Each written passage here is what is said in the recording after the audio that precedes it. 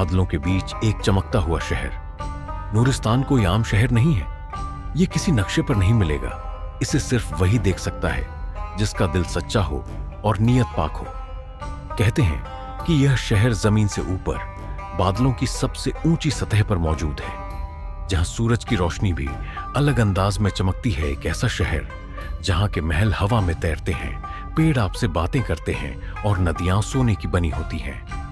आज हम आपको लेकर चलेंगे नूरिस्तान यानी रोशनी की नगरी में, जहां सब कुछ जादुई है। यहां जमीन नहीं है, लेकिन फिर भी शानदार महल है। ये महल हवा में तैरते हैं और इन्हें देखने से ऐसा लगता है जैसे कोई अनदेखी ताकत इन्हें थामे हुए है। भरे पेड़ जिनकी शाखाएं हिल रही हैं, जैसे कुछ कह रही हों। नूरिस्तान में पेड़ सिर्फ छाया नहीं देते, बल्कि बातें भी करते हैं। वे सदियों पुरानी कहानियां सुनाते हैं और मुसाफिरों को सही रास्ता दिखाते हैं। एक बहती हुई नदी जिसका पानी सोने की तरह चमक रहा हो। यहाँ की नदियों में पानी नहीं, बल्कि सोने की बूंदें बहती हैं। जो भी इस पानी को छूता है, उसके हाथ में सोने की चमक रह जाती है। हल्की रोशनी से बने रहस्यमयी लोग जो सफेद कपड़ों में हवा में तैर रहे हों। यहाँ के लोग आम इंसानों जैसे नहीं होते। उनके जिस्म से रोशनी निकलती है, उनकी आंखों में एक रहस्य होता है और उनकी बातें सीधे दिल में उतर जाती हैं। नूरिस्तान की वादियों में, जहां सूरज की किरणें सोने की तरह चमकती थीं और चांदनी दूध जैसी शीतल थी, वहीं रहती थी बद्री परी। उसका सौंदर्य ऐसा था कि जिसने भी उसे देखा वह उसे बस देखता ही रह गया। उसका चेहरा चांद की तरह दमकता था, लेकिन उसमें चांद की तरह दाग नहीं था। उसकी त्वचा इतनी कोमल और उजली थी कि लगता था जैसे चांदी को पिघलाकर उसमें नूर भर दिया गया हो। जब वह मुस्कुराती तो गुलाब की पंखुड़ियों की तरह होंठ खिल उठते और उसकी हंसी नूरिस्तान की बहती नदियों की मीठी लहरों जैसी लगती। बद्री परी की आंखें नीले समंदर जैसी गहरी थीं, जिनमें झांकने वाला अपने होश खो बैठता था। जब वह किसी को देखती तो ऐसा लगता जैसे उसकी आंखों से चांदनी बह रही हो। उनकी चमक में मोहब्बत भी थी और रहस्य भी। उसके घने और लहराते बाल काली घटाओं की तरह थे। जब वे हवा में उड़ते तो ऐसा लगता मानो नूरिस्तान की पहाड़ियों पर काले बादल छा गए हों। उनके बीच चमकते मोतियों की माला उन्हें और भी जादुई बना देती।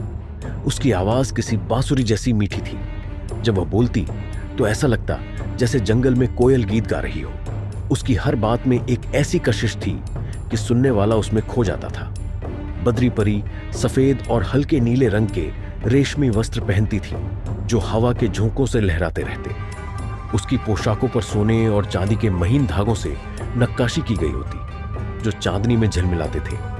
जहां से बद्री परी गुजरती, वहां हवा में गुलाब और चंदन की खुशबू फैल जाती। उसकी मौजूदगी से पूरा वातावरण महकने लगता। जब वह चलती तो ऐसा लगता जैसे हवा में तैर रही हो। उसकी हर अदा में एक नजाकत थी, एक जादू था जिससे कोई भी बच नहीं पाता।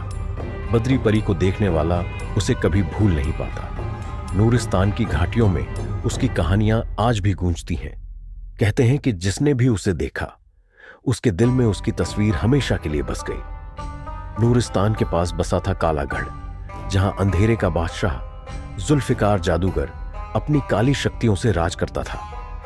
उसकी आंखों में हमेशा जुनून जलता और उसकी काली किताबों में दर्ज था हर वो मंत्र जो इंसानों को गुलाम बना सकता था। लेकिन वह खुद किसी के खौफ में कभी नहीं जिया था, जब तक कि उस रोज उसके दरबार में नजूमी आया। नजूमी एक बूढ़ा तांत्रिक जो अफसानों और हकीकत के बीच का पुल था।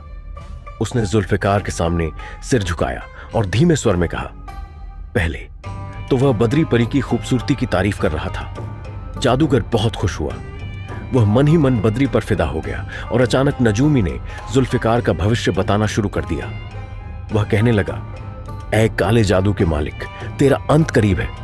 जुल्फिकार के माथे पर शिकन आई, लेकिन उसने अपनी आवाज को ठंडा रखा। बकवास मत कर नजूमी, मुझे किसी से डर नहीं। नजमी मुस्कुराया और अपनी कांपती उंगलियों से हवा में एक आकृति बनाई। धीरे धीरे उस धुएं में एक औरत की शक्ल उभर आई। बद्री परी। यह कौन है? जुल्फिकार ने पूछा।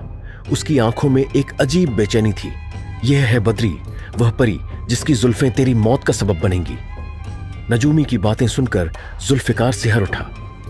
कहां है यह बद्री? उसने गुस्से में गरजते हुए पूछा।